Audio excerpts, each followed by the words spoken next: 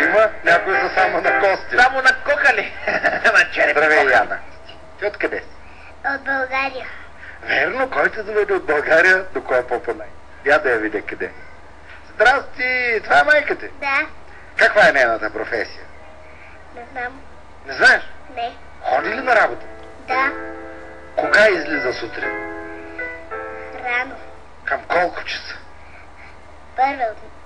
Тата излиза първи, а мама втора. Аха. И кой се връща първи вкъщи? Тати или мама? Тате.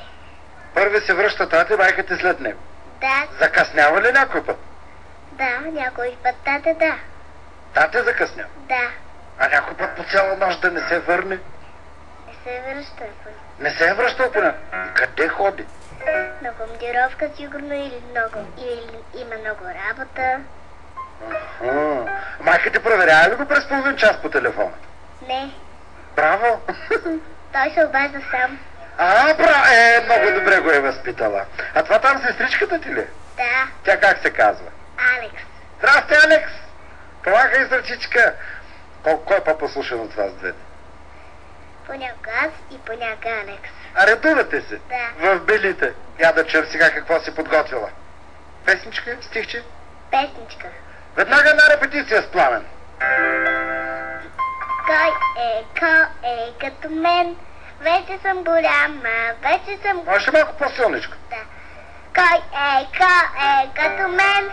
Вече съм голяма за рождения ми ден.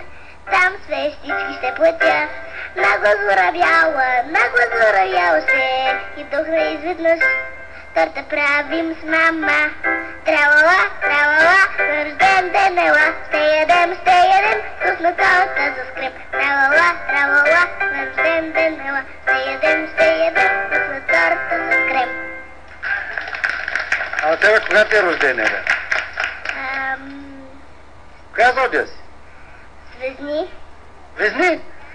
Също като мен. Да. Добре. Професията ти, като пораснеш голяма?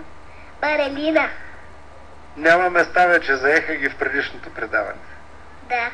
Какво ще работиш, ако няма места за балерини? Ще стана певица. Имаш ли любима певица? Да. Коя? Халя Монтана. Я изтай някоя нейна песен.